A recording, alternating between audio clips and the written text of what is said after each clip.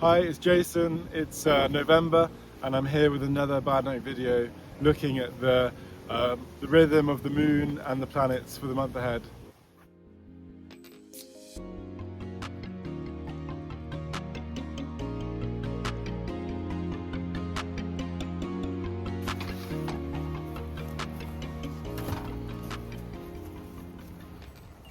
So I'm the gardener at Upper Grange, which is part of Ruskin Mill. It's used for residential students and training of Ruskin Mill staff. This is where me and Jason run the step-by-step biodynamic gardening course. It's run for 6 Saturdays across the year, starting in February and ending in July. It's run across the country, so it's also run at Eam Edge Farm in the Peak District, Clairvaux Garden School in North East England, Plasdubal in West Wales, Grace Garden School in Bristol, Emerson College, East Sussex, and then here at Upper Grange in Gloucestershire. You can sign up on the Biodynamic Association website, and we'll also include a QR code.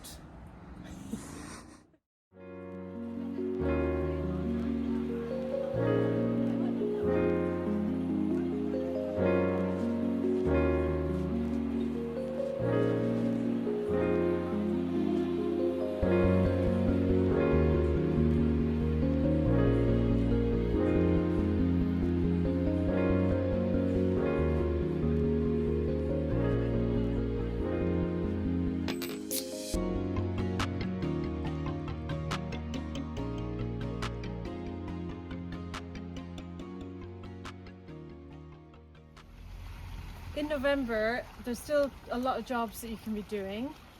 So you can be thinking about finishing off all your compost, so making all your compost piles. There also still might be leaves falling, so you can continue making leaf mold. You can also be saving seed, so as all your plants are going over, you can be taking in the seed heads to dry and then processing seed for next year. Windy. Yeah. This is November. All the leaves are falling. Wow. Oh my gosh. You can also be finishing off planting any garlic or onions that can also be overwintered, and then they'll be ready in March, April next year.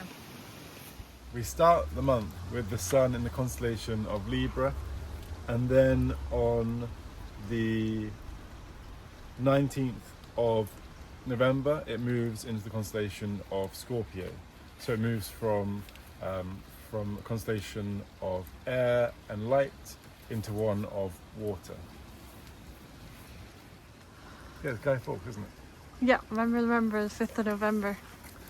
So on the 5th of November, on Guy Fawkes night, on bonfire night, we have the moon in the constellation of Aries, and it's a full moon, and it also coincides with perigee, which is when the moon is closest to the Earth.